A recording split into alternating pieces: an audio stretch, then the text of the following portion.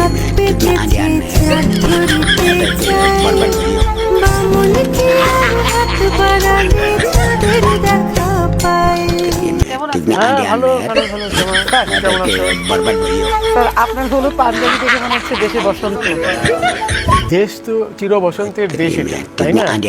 দ্বিজেন্দ্রলাল রায় আমরা সেই ঐতিহ্যেরই ধরধান্যে পুষ্পে ভরা এই দেশ। আমাদের এই বসুন্ধরা, কিন্তু যদি আপনি বলেন ধন ধান্যে পুষ্পে ভরা আমাদের এই বসুন্ধরা, সেই বসুন্ধরাতে এই ধনধান্যে ভরা পুষ্পে ভরা বাংলাদেশে অর্থনীতিটা কেমন আছে? হিরোইন কি মানে? আমার নামটা পর্যন্ত আপনি ঠিক করে উচ্চারণ করতে পারবেন না। আপনার লজ্জা হওয়া উচিত।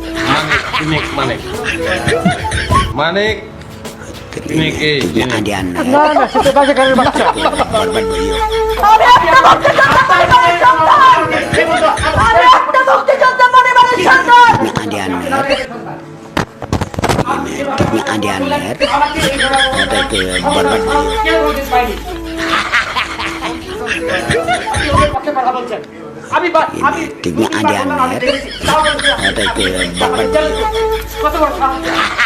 রাবিশ কথা বলবেন না আমার সাথে, আমার সাথে রাবিশ কথা বলবেন না। আমি দেখেছি সাইদের হাতে অস্ত্র ছিল।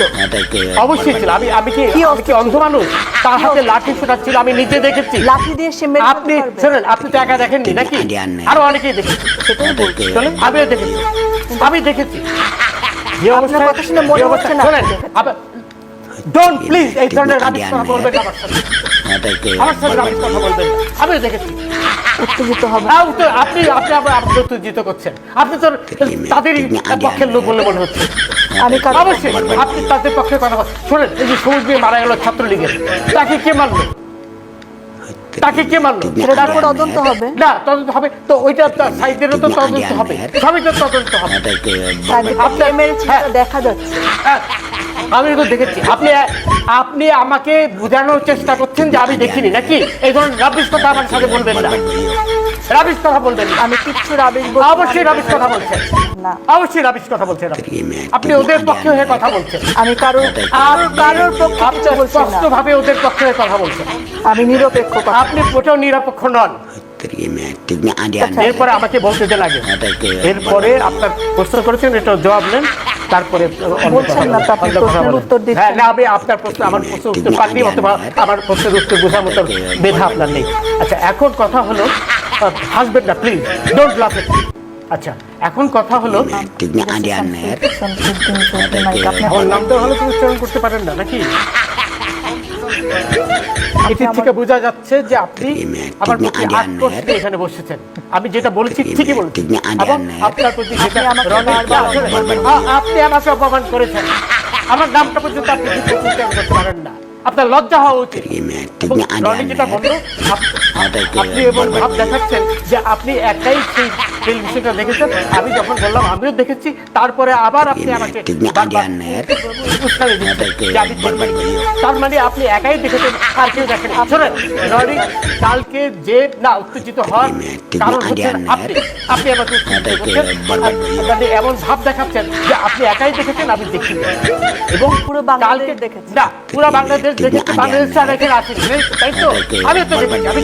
আমি কি অন্ধ হচ্ছি না? অবশ্যই আপনি বাংলাদেশ। তাহলে আবার আপনার আমি যখন বললাম আমি দেখেছি, তারপর তো আপনার একজন হিসেবে আপনার চুপ হয়ে যাওয়া উচিত ছিল। আপনি আবার আমাকে খোঁচাচ্ছেন।